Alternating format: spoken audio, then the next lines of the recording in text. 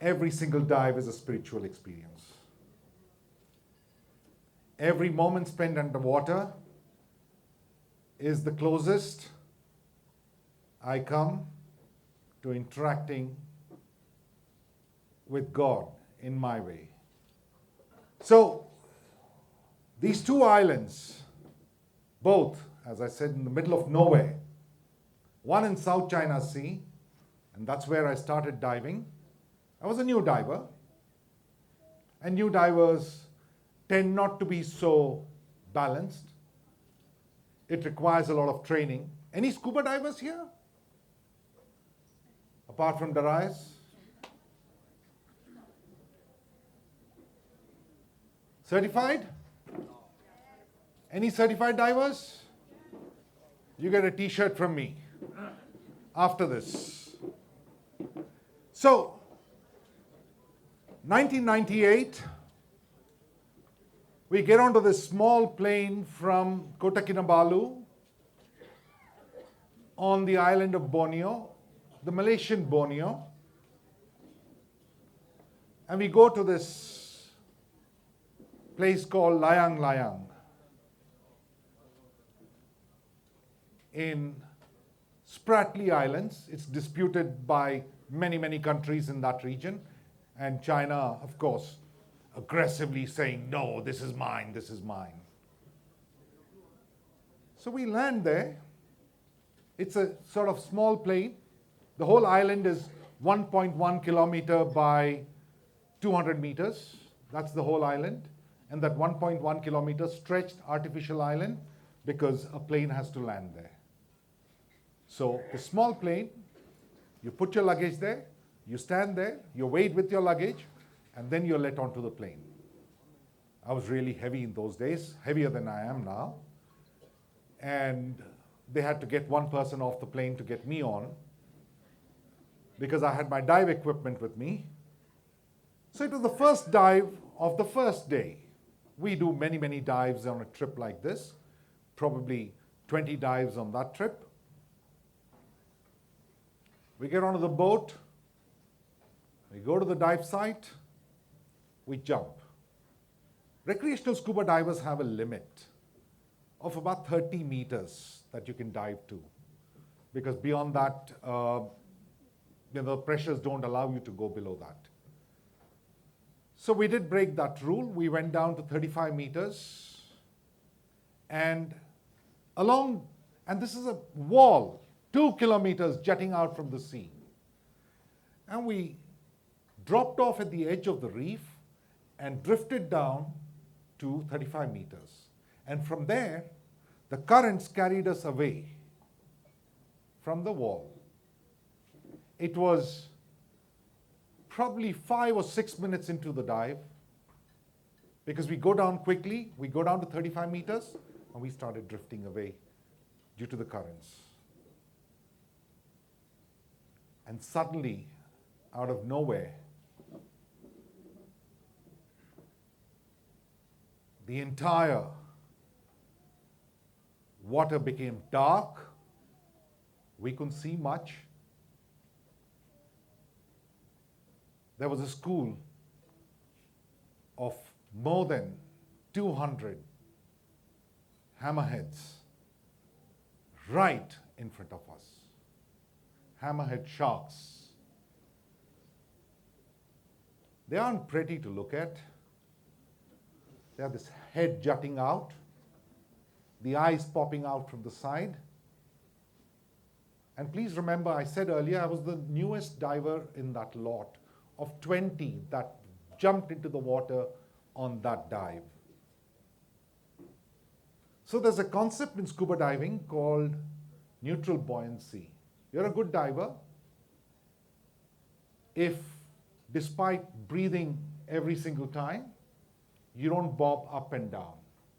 But I was a new diver. Well, 35 meters. There's very little air available at 35 meters. The pressures get to you. And suddenly we heard a big sound that we should not stop moving. Sound because our instructor bangs the tank and says, stop. because there are hammerhead sharks ahead. They're coming into the reef to feed. That's the feeding time. So everybody goes still. At 35 meters, still, except one guy.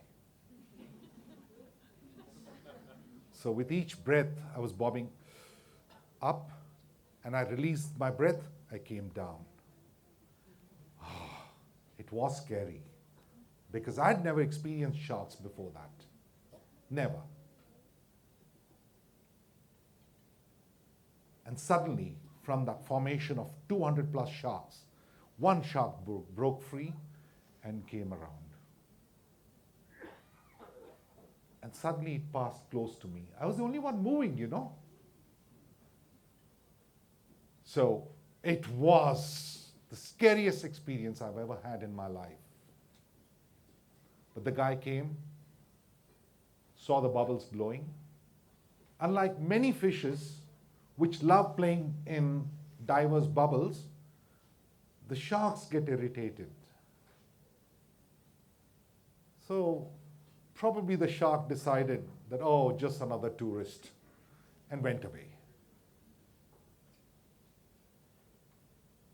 Then, when we came to the surface, the instructor said, "Man, you did well." I hadn't. I knew what I felt. But we came to the surface, we came back, many more dives. We saw many more sharks there, and then came away. I still remember the fear I felt on that first dive at Layang in the South China Sea. Then cut to last year. We were told, one lesson we learned from that was, in schooling, sharks don't attack. But if there's a single hammerhead shark, it could be dangerous. Like the bull sharks, the tiger sharks, the great whites that we all know about. So we went to a place called Diaries.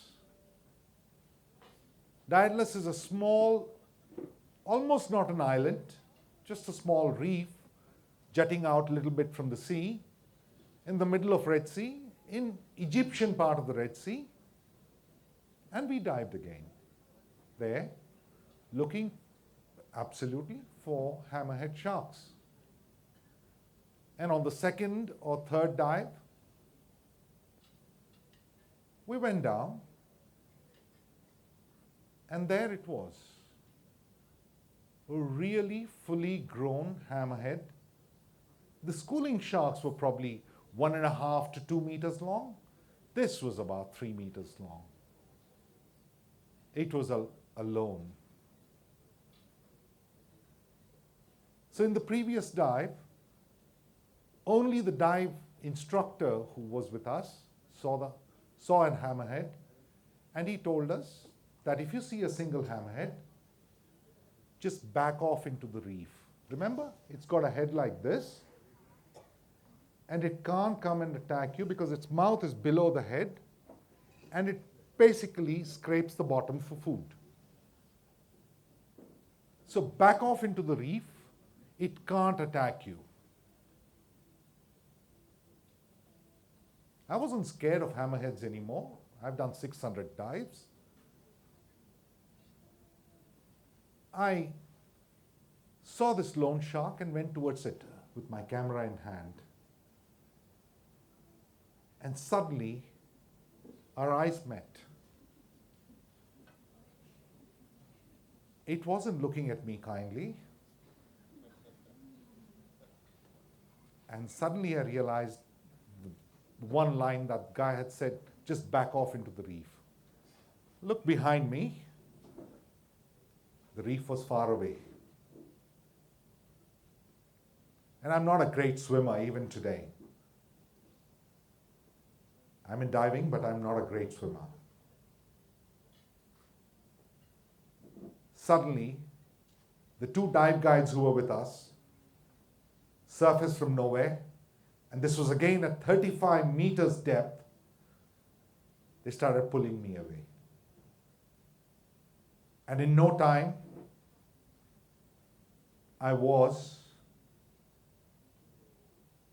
right with my back facing the reef, like this board or this background is facing me. Whew.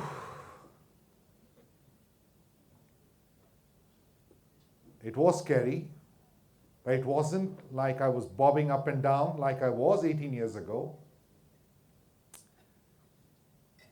Why do I tell this story and why do I keep going back to sharks?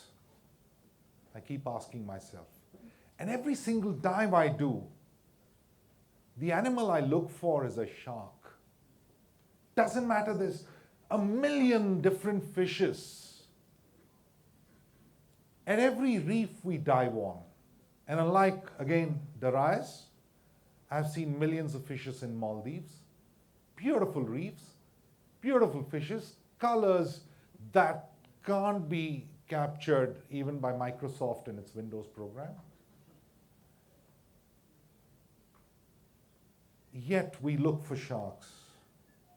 Because every time we go to a jungle, I think all of us look for a tiger, right? Of course we see the other animals, but we're hoping to have an encounter with the tiger. Because sharks are to the sea what tigers are to the land.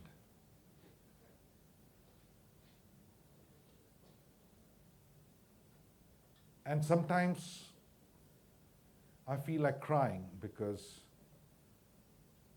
I've never seen a shark in Indian waters. You know why? India, unfortunately, is the biggest killer of sharks in the world. And the best part is, we're all fish eaters, but we don't really eat sharks.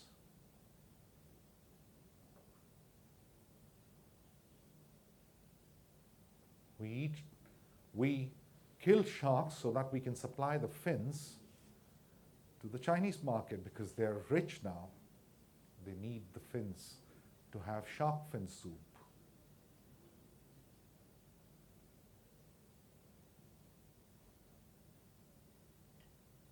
So, before I end, I'd like to do my bit as a citizen to save sharks, to dive with sharks in the Indian waters.